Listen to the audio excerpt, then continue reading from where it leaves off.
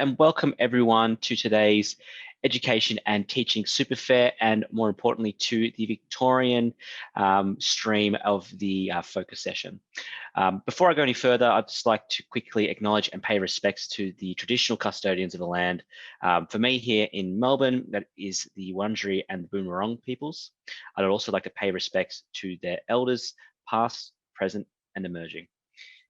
Without further ado, I might kick off the actual event and introduce you to our panel today.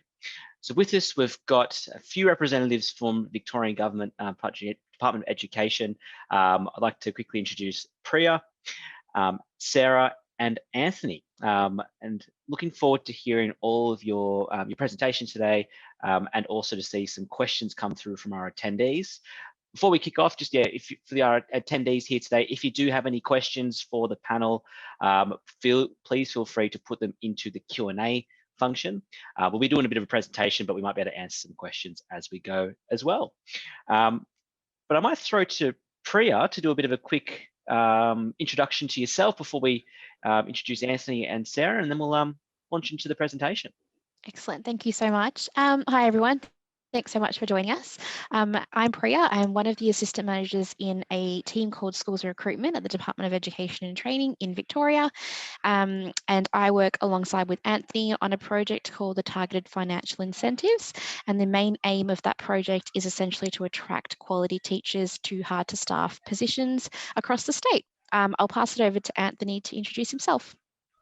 Thanks, Priya. Hi, everyone. I'm Anthony from Schools Recruitment Unit with Priya. I'm working there as a Senior Project Officer for the Targeted Financial Incentives, which is what we're obviously presenting today. And I'll now hand it over to Sarah. Thanks, Anthony. Hi, everyone. Thanks for joining us today. My name's Sarah Dempster. I'm actually a teacher by trade, but I have been in the department for almost 4 years now. And my work is predominantly in the attraction, development and retention of teachers. So our program is called the Supporting Teachers at Regional and Rural Schools. And we work with teachers and schools once they hit the ground in their new position at a new school and in a new local community. But we'll talk a little bit more about that in a little bit. Thank you. Thanks so much. I might just share my screen and we'll start the presentation.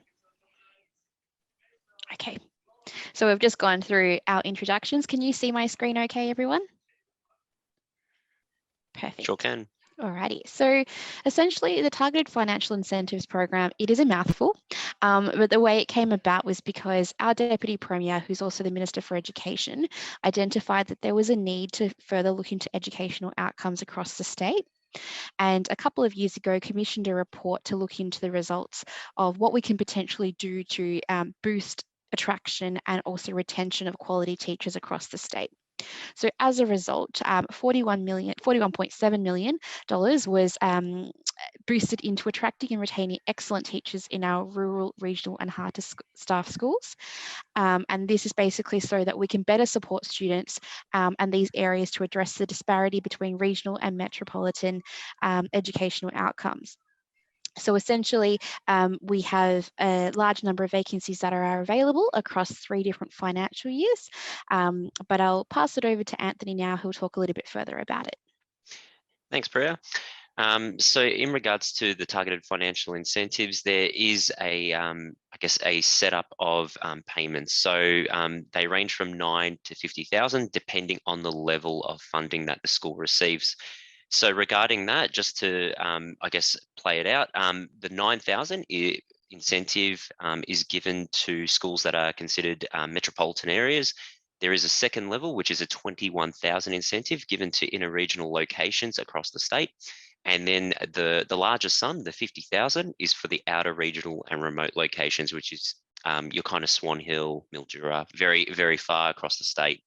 For those incentives. So those incentive payments would actually occur at commencement in the position. So in your first pay packet, you would actually get that incentive payment there, obviously subject to tax and obviously subject to FTE of the position. Also with that incentive payment, you would also receive an annual retention payment. at the completion of the second, third and fourth year, should you remain in those positions. The intention of the program is obviously to get people to relocate into these communities, as well as keep them in the community for a large period of time, and hopefully want them to stay there for the future. In terms of the positions that we have available, there were 450 positions available over the first 3 financial years. The next financial year, which obviously a lot of you students will be graduating, there will be 250 positions available. We do still have some available in this current financial year that we are trying to finalise recruitment for. And you can actually apply for those positions now, should you wish, at the link on the page there. So we will make sure that we pass out those links as well after this presentation. All you would need to do when you navigate to this link, it's quite easy. All it is view all jobs. And from there, if you navigate to role type, you'll see that targeted financial incentives is there. And at the moment, there's about 20 jobs, if anyone wanted to know, and we will be building those jobs as we progress further into the school year. Other inclusions with the targeted financial incentives include relocation and travel support. So obviously when you're going into those inner regional and outer regional locations, you obviously will likely be doing a move down to those areas, and the department is actually able to assist with those costs in terms of helping you travel and relocate down to that area. We do also have a website if you wanted some further information in regards to the targeted financial incentives, which there is a link provided there as well. We'll make sure that we do share that with you. And I'll now hand it over to Sarah for the next slide. Thanks, Anthony. So why has the government committed so much money to attract, develop and retain teachers? That's because the education state needs you. So we know, and there's been extensive research into this, as I'm sure you're all aware of in your studies, that quality teachers are the greatest in-school influence on student achievement outcomes. And so we know by attracting and retaining high quality teachers in Victorian schools, we're making sure that every student, regardless of where they live, so whether that's a very remote school, a regional school, or perhaps a disadvantaged school, that they have access to excellent teachers within their classrooms. And we do understand through the research that there is a need to provide additional support to schools and networks to attract, retain and develop teachers to ensure that those high quality teachers stay where they are needed the most. And that's the premise, and that's what underpins the funding that has been rolled out and will continue to be rolled out until the middle of 2023. So the Supporting Teachers at Regional and Rural Schools initiative works alongside the Teacher Incentive Program, and both the Teacher Incentive Program that Priya and Anthony have just discussed and the STARS initiative aims to lift the overall supply of quality teachers to Victorian government schools and increase the attractiveness of positions in rural and regional schools, disadvantaged schools and certain subject areas. So we know there are subject areas that are certainly hard to staff, and part of that is because of teacher shortages in specialist areas.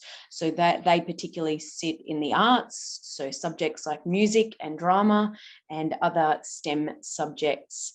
And this is ensuring that we're providing students across the state with access to quality teachers and giving them a breadth of availability in subjects. That's obviously one of the disadvantages that some of our students in very small remote schools face, is that inability to access some of those more specialist subjects. The incentives to attract and retain teachers in hard to staff positions are based on evidence that shows a combination of incentives is most effective at encouraging teachers to where they are needed most, including rural, regional and disadvantaged schools.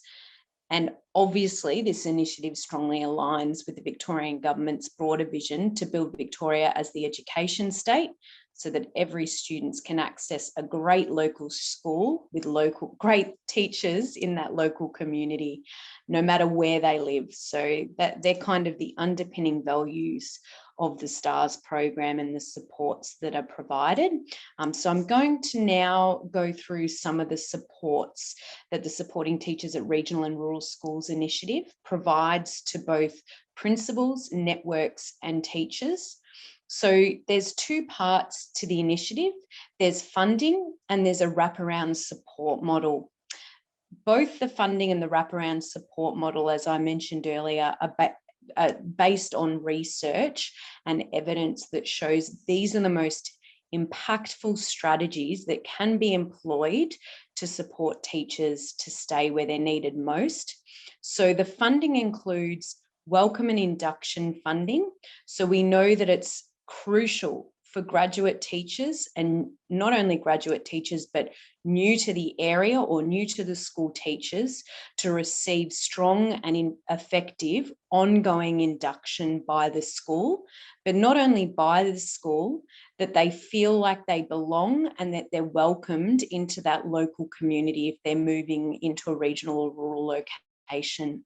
So there is funding there for the school and the local community to access, and that's up to $700 per, and when I say TFI, that's targeted financial incentive teacher. That's any teacher that picks up the roles that Anthony and Priya were talking about earlier, the incentivised roles to get teachers into these schools. There is also, and this is probably of most interest to our teachers, because it is a substantial amount of funding. We know ongoing quality professional development is critical in supporting teachers, developing them and unlocking their potential. And there's 11,120 over 2 years that is available to the school to support that teacher in that ongoing professional development. That has been probably the most successful part of the STARS initiative in terms of the funding, in the feedback that we've been given by both principals, network chairs and teachers working on the ground. And we've seen some fantastic and very innovative ways that that professional development funding has been used to support the individual teacher, but more broadly to diffuse that across the school community. And that in turn has supported their induction into that school community, sharing that professional learning community with their school and their KLA and their colleagues. There's also network funding. So there's $10,000 per network that has appointed a TFI teacher per financial year. And this is to really support that higher level leadership. So your principals, your APs and your network chairs to come up with a consistent and a collaborative approach to attracting, retaining and developing teachers within that network. Now, the wraparound supports that I was talking about, they include a teacher welcome hamper that is sent to the school for the school to tailor and contribute to, with school and community resources and information. And that's really to help that teacher and support them in their induction into the school and the local community. Again, those have been rated really highly by our teachers in supporting their move if they are moving into a new community. Induction and relocation support. Anthony mentioned the relocation support in the earlier slide, but there's also that induction support. And this is through the local coordinator. I'll talk about the local coordinator in a moment, and information provided via, we have a dedicated and very carefully curated STARS online toolkit that we've developed that teachers, principals and networks can access. There are best practice approaches that we've started to harness lessons learnt. We've developed case studies that includes video case studies and best practice examples across the state that we've started codifying and developing with our schools to provide networks and principals with the research and the evidence that we have started uncovering that really supports and retains teachers in these schools. So that's about influencing that higher level leadership within schools and across networks. I've mentioned the online toolkit where these things sit. And also there is a dedicated local coordinator across each network. These local coordinators are all ex-principals. They are highly skilled and highly experienced, and they work as a coach. And they work directly with principals and networks to focus on teacher attraction, development, and retention.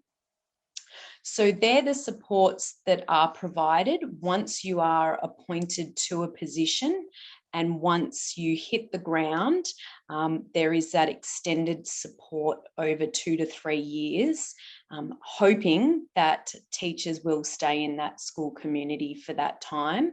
And that sits alongside the incentive, so the teacher financial incentive, and also the retention payments. Thanks, Anthony and Priya. I'll pass it back over to you. Thanks so much, Sarah.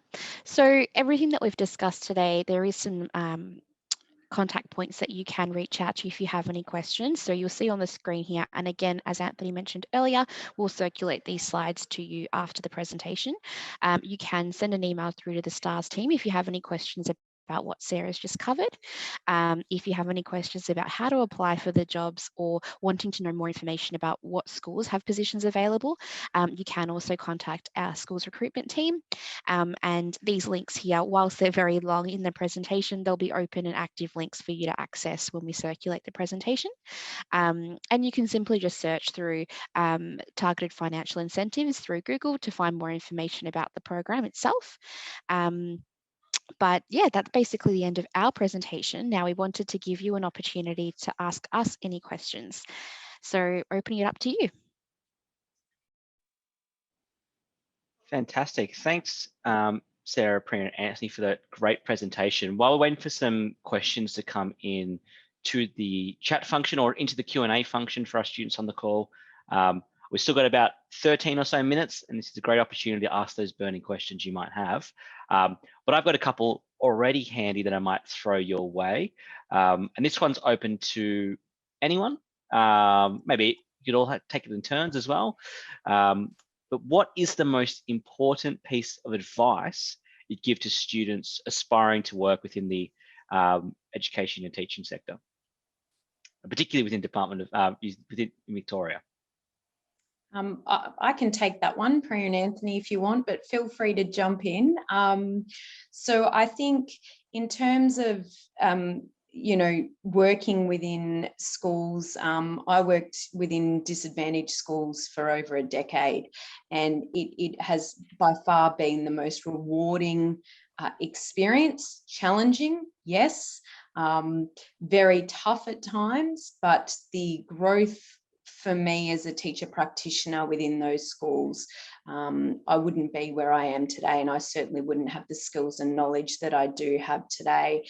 And those students within those school communities are by far the most rewarding students to work with, in my opinion, and certainly seeing that change in students when you can get a high quality teacher that knows their teaching and learning, understands their pedagogy, and can effectively manage and support and engage those students and give them a voice and agency in their learning, is by far some of the best, you know, things I've ever done as a teacher, and certainly, as I said, set me up really in good stead to move on to work in project and policy. So that's probably a little bit about where you could go from teaching, because there are other career paths that you can springboard your teaching into other areas, but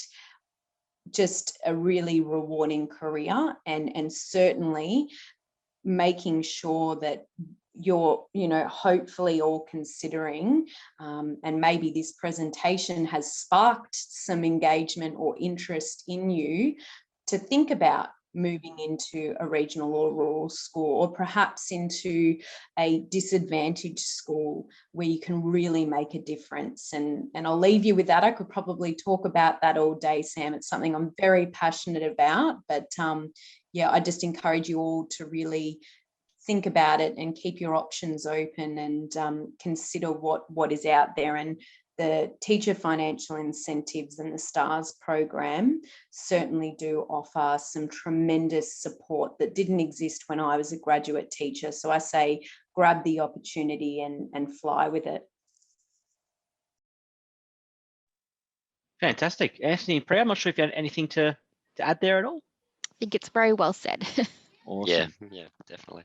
There was a couple of questions we had in the Q&A part already. There's one here from Simon. Are the roles predominantly in primary or secondary, or are there roles that require skills across both levels for smaller communities? Yep. I might answer that if you like, Anth. Yeah, sure thing. Yeah.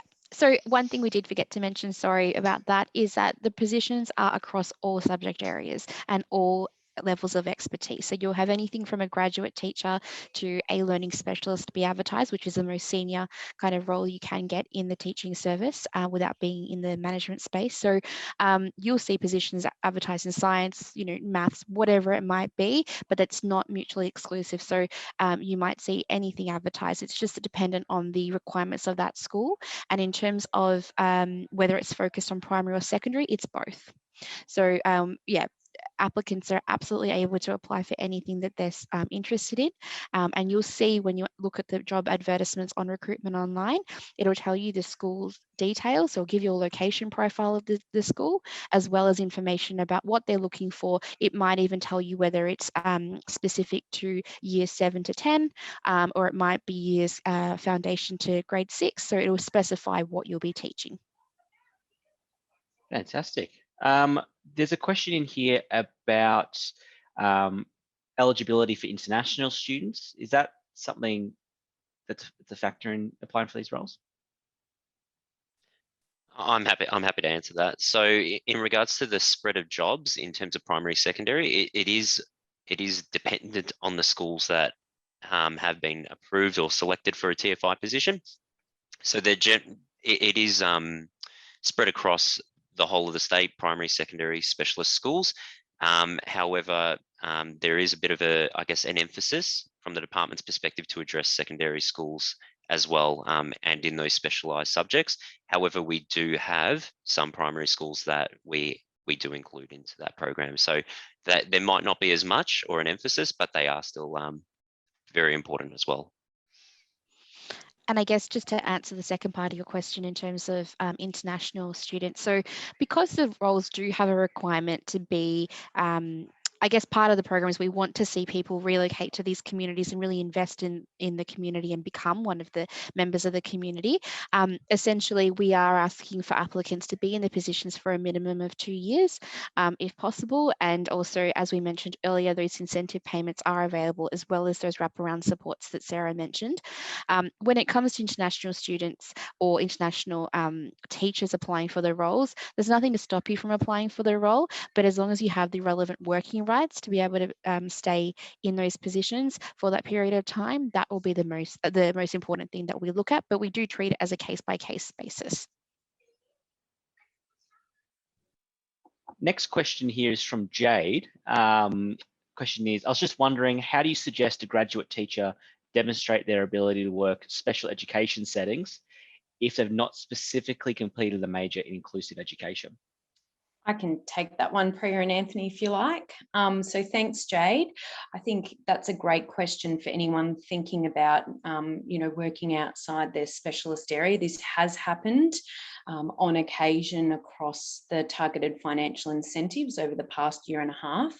And my suggestion would be there is a teacher shortage, and particularly in the SDS schools, the specialist schools, there is definitely a shortage of teachers that are qualified to teach in those schools.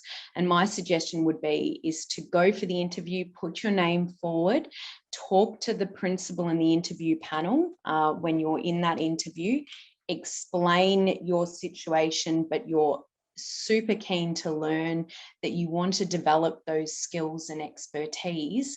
And I'll just spruik the professional development funding that is a wraparound, one of our funding supports to teachers. The school can use that funding to then upskill you in that role. And we've also had that happen where there's teachers that have jumped from, say, teaching STEM predominantly to perhaps moving across to mathematics and doing further graduate studies and utilising that PD funding to support them to do that. And also schools work as a community of practice now. So you should have strong support from your colleagues within your key curriculum area to support you in that curriculum development and that teaching and learning. So I don't see why that should be a barrier, but I encourage you to apply for those roles and be open and honest in the interview. And schools look so favourably on teachers that are willing to learn and throw themselves in there. So thanks, Jade.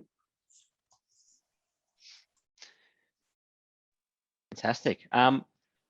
Again, a bit of a general question for everyone. Is there anything in particular that you're looking for in an application when students are making applications for these roles via DET? Is there particular skill set or a particular method in the recruitment process they should be utilising to really stand out?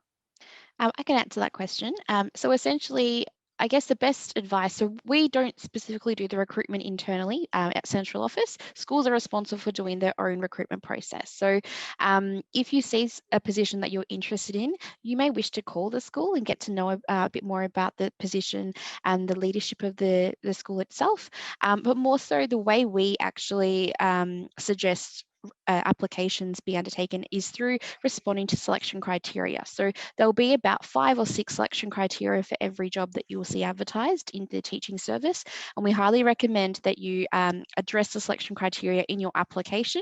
And there is a few different methods that you could apply. There's a STAR method, which is situation, task, response, action, and result, I think it is.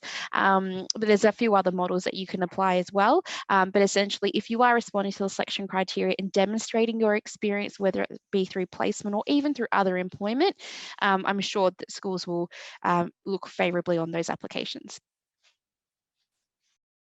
And I guess something just to add on to that as well, as graduates, you are not bound to only apply for graduate positions. The positions, all classroom teacher positions are also can be applied by graduates. So yeah, please feel free to apply for all of any TFI job you see. Fantastic. Another general question for students who land a job as a teacher. What tips, and you've already sort of covered it a little bit, but just to sort of end with it a little bit, what tips would you give them to survive and thrive in their first year as a teacher? I can take that one again. So the first couple of years of teaching can be quite overwhelming because you're getting to know your new school community. You're also getting to know your students and the classes that you're working with. You're also learning behaviour management strategies and upskilling yourselves in what works and what doesn't with individual students and different classes. And you're also, I guess, developing and consolidating your teaching and learning. My best advice is to really seek the support of your curriculum area. So KLA areas are a really great network of teachers to really support you in curriculum development and just to bounce ideas and debrief with those people. You should also most definitely have a mentor assigned to you within the school. And I would absolutely be setting up weekly, if not fortnightly, touch-based sessions with that mentor to debrief and to talk to that mentor about any challenges you're facing or what further supports you might need. Most importantly, look after yourself. You can't do everything and you need to take a break. So use those school holidays, and I wish I took my own advice or advice from other people. Use those school holidays to rejuvenate and to really de-stress from the term, and be kind on yourself. you're learning, you're new, you're going to make mistakes, and that's a good thing because that's how you'll learn, but really use that school community to support you. And we know some of the teachers that are really thriving in some of our regional, rural and disadvantaged schools are displaying resilience. They are most certainly jumping at every opportunity that's given to them, and they're making those connections within their school and their local community. So you can certainly be proactive like that as well. Thanks, Sam. Fantastic. Well, we've just about got to the end, but I might give one final question for everyone in one sentence, and I'm going to pick on Priya first. One sentence: why should students apply to be a teacher through education and training, through the program particularly? One sentence, hey? Yep. I think the opportunities are endless, comma. So the support that you'll receive both centrally and also in schools will be limitless. Awesome. Anthony, same question? Yeah, sure. In one sentence, I would say for the students, yeah, you guys are going to be making, they are the future. So everything you do is making an impact for them. So, yeah. And Sarah, one sentence: why should students apply? It will be the best decision you ever make, comma, or full stop. No, we'll go comma because it's only one sentence. There's amazing support. Use it. Fantastic. Well, we might call it quits there. I know we didn't get to all questions, but now's the, and apologies for that, but make sure you get in touch with the Department of Education Training team as well. Those links will be provided, of course, as well as the footage of this webinar as well, if you'd like to review. But now's the main part of the event. Make sure you go back to that page you were on, or go back to the email, however you joined this webinar here. Make sure you go back to that method, because now's the period we can go and talk to different education groups as well, other teaching areas, and to find out a little bit more about becoming a teacher within Australia. But thanks to our presenters today, Sarah, Anthony, and Priya. Thanks for the great presentation, also these great answers to these questions. And yeah, we'll call it quits there.